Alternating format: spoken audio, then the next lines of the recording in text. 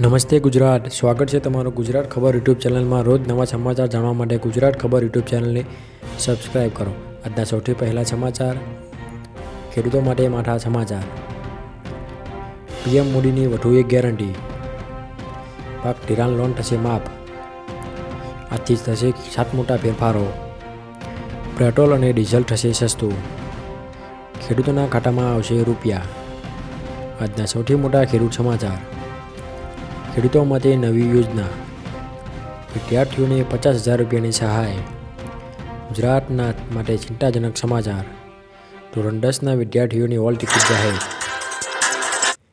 ખેડૂતો માટે માઠા સમાચાર, ગુજરાત રાજ્યમાં ફરી માવઠાની આગાહી કરવામાં આવી છે, જેમાં આવતીકાલથી 2 દિવસ રાજ્યના મોટાભાગના વિસ્તારોમાં માવઠાની આગાહી કરવામાં આવી છે।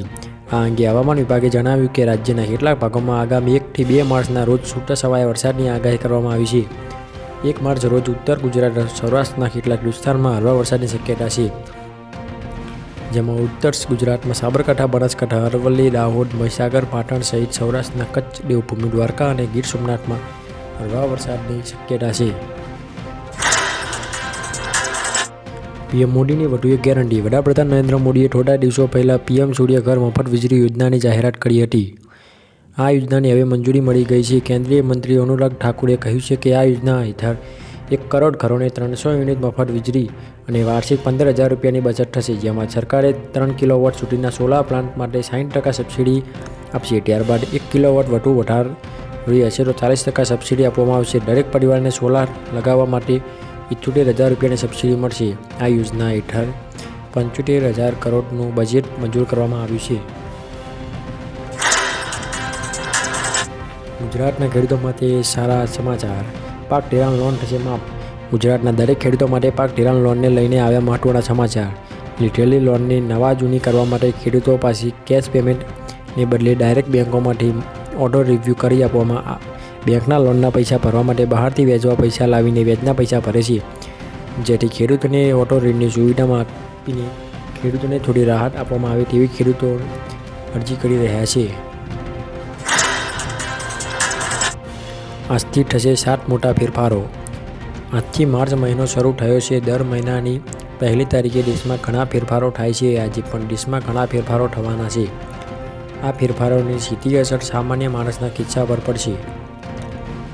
પહેલી, જેમાં સરકારે તાજેતરમાં આઈટી નિયમોમાં ફેરફાર કર્યો છે। આ પછી એક્સ, ફેસબુક, યુટ્યુબ અને ઇન્સ્ટાગ્રામ જેવી સોશિયલ મીડિયા એપ્સે આ નિયમોનું પાલન કરવું પડશે।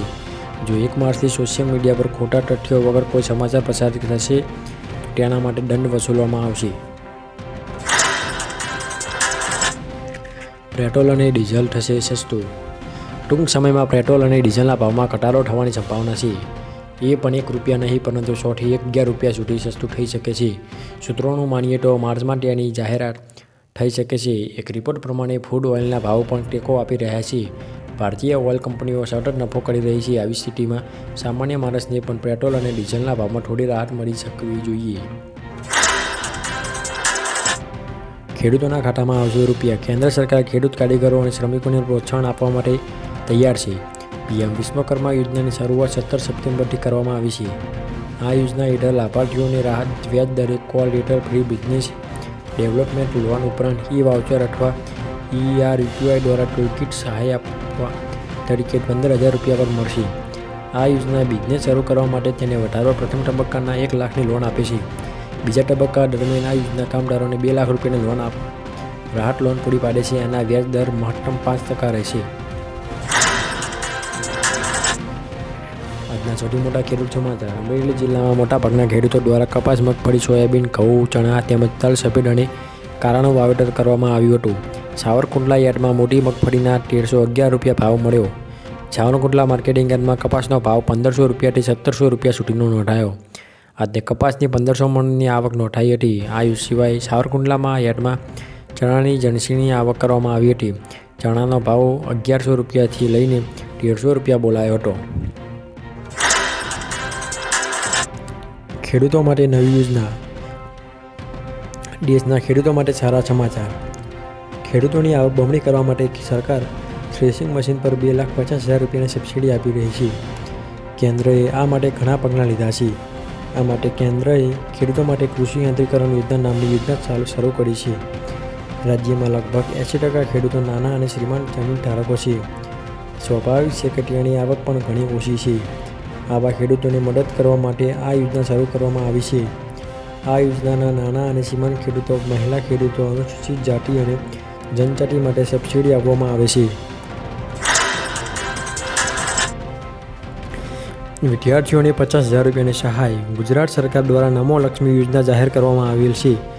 આ યોજના હેઠળ સરકારી, ખાનગી માધ્યમિક અને ઉચ્ચતર માધ્યમિક શાળાઓમાં અભ્યાસ કરનારા પાત્રતા ધરાવતા અંદાજે 10 લાખ વિદ્યાર્થીઓને ધોરણ 9 અને 10 વાર્ષિક સહાય 10,000 રૂપિયા અને 11 અને 12ના વાર્ષિક સહાય 15,000 રૂપિયાની સહાય આપવામાં આવે છે. આમ આ યોજના હેઠળ ધોરણ 12 સુધીનો અભ્યાસ પૂર્ણ કરતા સુધી કુલ 50,000 રૂપિયાની સહાય મળવાપાત્ર છે. ગુજરાત માટે ચિંતાજનક સમાચાર. રાજ્યમાં અમદાવાદ સહિત અનેક શહેરોમાં છેલ્લા એક સપ્તાહમાં આંખના ઇન્ફેક્શનની સમસ્યામાં 20% વધારો જોવા મળ્યો. આ બીમારીના કારણે આંખમાં ખંજવાળ, પાણી નીકળવું, આંખો લાલ થવા જેવી સમસ્યાઓ થતી હોય છે. ડૉક્ટરોના જણાવ્યા અનુસાર હાલ ઋતુમાં ફેરફારને કારણે પવન ફૂંકાઈ રહ્યો છે, જેથી હવામાં પરાગરજની આંખનું ઇન્ફેક્શન થાય છે તેવું ડૉક્ટર દ્વારા જણાવવામાં આવ્યું છે. ધોરણ 10ના વિદ્યાર્થીઓની હોલ ટિકિટ જાહેર. ગુજરાત શિક્ષણ બોર્ડ દ્વારા ધોરણ 10ના વિદ્યાર્થીઓ પરીક્ષાની હોલ ટિકિટ જાહેર કરાઈ છે. તારીખ 11મી માર્ચથી શરૂ થનારી બોર્ડ પરીક્ષામાં જિલ્લામાં 25,000થી વધુ વિદ્યાર્થીઓ પરીક્ષા આપશે. ધોરણ 12 સાયન્સમાં પ્રવાહમાં 14,000 અને વિજ્ઞાન પ્રવાહમાં 5,000 વિદ્યાર્થીઓ પરીક્ષા આપશે. વિદ્યાર્થીઓ શિક્ષણ બોર્ડની સત્તાવાર વેબસાઇટ GSRB.org ઉપર જઈને હોલ ટિકિટ ડાઉનલોડ કરી શકશે.